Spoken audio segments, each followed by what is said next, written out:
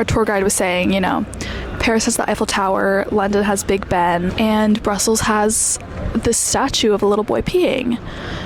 So, yeah.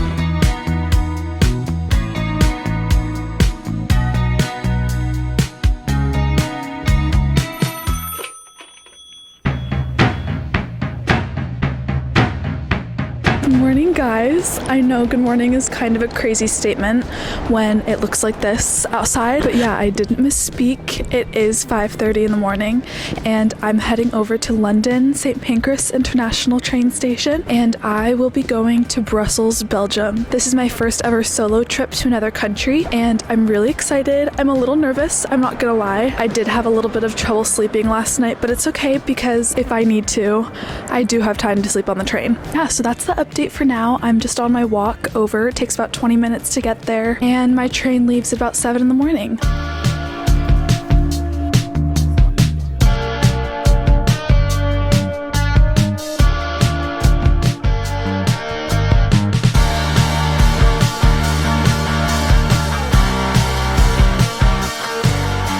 Hey guys, it is about 2:30 p.m., which means that I have actually been in Brussels for about 4 hours. It has just been incredible. It's so beautiful here. There's so much history and the architecture is incredible, and I just finished a waffle, so I'm just gonna walk you through what I've done so far and yeah, just tell you all about it. I got off my train and I've made my way to the Grand Place, which is like the main square. I was just, you know, taking it all in, looking around, and then I saw this guy with an umbrella that said free tour, and it had the UK flag on top of it indicating that it was, you know, English. So I walked over and he was like, "Are you joining the tour?" And I was like, "Is it free?" And he was like, "Well, basically you can join the tour and by the end of it you can pay how much you think I deserve." I was just like, "Yeah, I'll join the tour." So he ended up taking us to a lot of the places that were on my bucket list. Yeah, I'm gonna put in a lot of footage here and just like show you everything that we saw.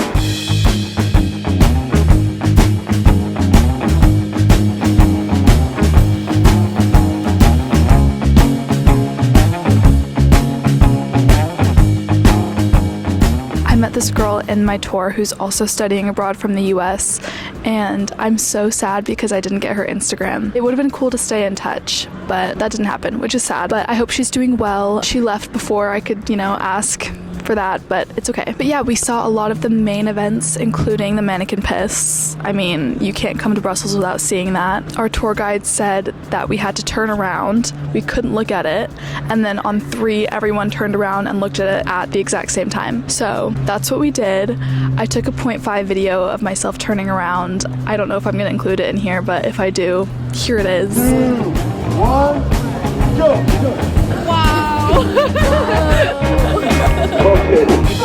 So yeah, when we all turned around and we saw that statue of the little boy peeing, which if you don't know is kind of the main event of Brussels, our tour guide was saying, you know, Paris has the Eiffel Tower, London has Big Ben, and Brussels has this statue of a little boy peeing. So yeah, so we turned around and I was a little bit underwhelmed. He was wearing a cute little costume, so good for him.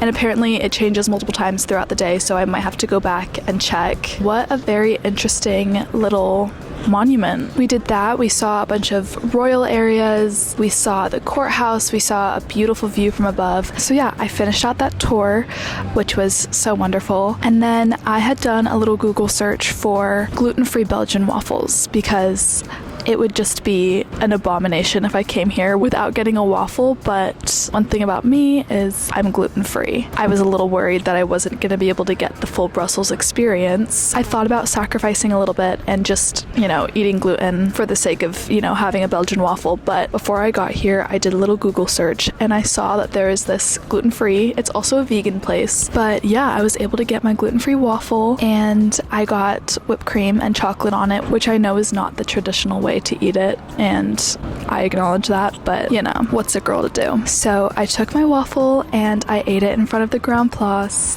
and yeah, it was just incredible. This literally feels like the best day of my life, just like being in another country, and like not really having a set plan, no like strict schedule to follow, just exploring and enjoying it. I'm so glad that it's beautiful out. Yeah, I'm just so glad I'm here. Last time I checked, it is raining in London, so very glad that I'm here and not in London right now. I'm gonna look at the itinerary that ChatGPT gave me and check off the things that I did during my tour, and then look at some of the other things that I'm gonna do today. I got my Belgian waffle, so we're good there. I definitely want to get chocolate. Our tour guide gave us really good recommendations for chocolate. Now I know what I'm going to get, and I will let you guys know too, so you don't get tourist trapped.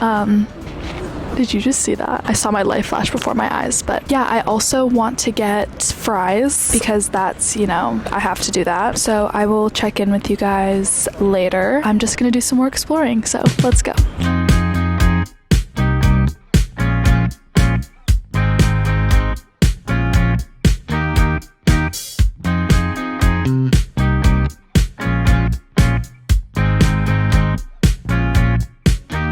Hey guys, I'm currently standing outside of St. Michael and St. Gudula's Cathedral. Really hoping I'm saying that right. I did Google it, but who knows. As you probably saw from the videos that I took, it's absolutely stunning in there. I just got frites a little while ago. So good.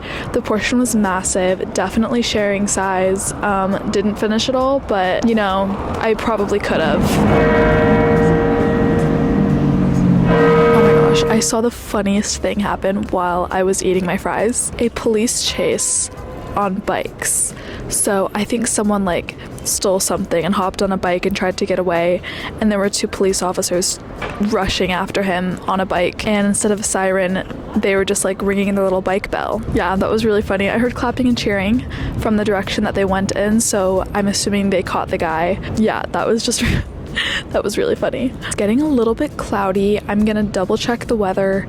So far it says it's not gonna rain, but you really never know. I was on the way to go to the gardens and I decided to stop in here. Can't leave Brussels without seeing it. Yeah, so I'm gonna go see the park, and then I'm gonna go back, definitely buy some chocolate, and then at that point I think it might be time to head over to the train station. Yeah, solo trip so far successful. Hopefully it stays that way. Let's go to the park.